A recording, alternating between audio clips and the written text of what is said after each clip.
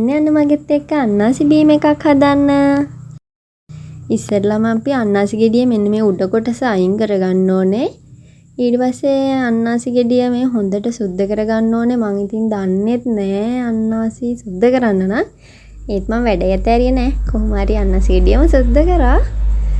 හොඳට සුද්ධ කරගන්න ඕනේ නැත්තම් මේ අර රස අඩුයි. ඊට පස්සේ අන්නාසි චූටි වල කෑලි කපා ගන්න ඕනේ. ඉතින් මම නම් අන්නාසි ගෙඩියම කෑලි වලට චූටියට කපා ගත්තා. ලොකු ගෙඩියක් ගත්තත් නම් ඉතින් ඔයගොල්ලන්ට භාගයක් වගේ ගන්නත් පුළුවන්. ඊට පස්සේ අපි මේක බෙන්ඩර් කරගමු. ඊට පස්සේ බෙන්ඩරේට මෙන්න මේ විදිහට අපි දාගෙන ඒකට දෙහියස ටිකක් දා ගන්න ඕනේ. ඒ හින්දා දෙහි ගෙඩියකුත් කපා ගත්තා. හැබැයි පරිස්සමෙන් මගේ අතත් කැපෙන්න ගියා. ඔයගොල්ලෝ නම් එහෙම කපන්න එපා.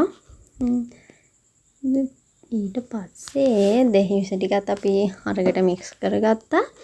ඊට පස්සේ අපි මේකට වතුර දාන්න ඕනේ. වතුර කෝප්පයක් වගේ දාගෙන දෙහියසක් දාගෙන ඊට පස්සේ සීනි දාන්න ඕනේ. සීනි හැඳි දෙකක් වගේ තමයි දාගත්තේ. වතුරක් දාගත්තා. ඊට පස්සේ අපිට තියෙන්නේ බෙන්ඩර් කරගන්න. ඔන්න ඉතින් දැන් ඉතින් බීම එක හැදෙනවා. අන්න බීම එක දැන් නම් හදලා ඉවරයි. ඔන්න ඉතින් අපිට තියෙන්නේ දැන් නම් රස බලන්නයි.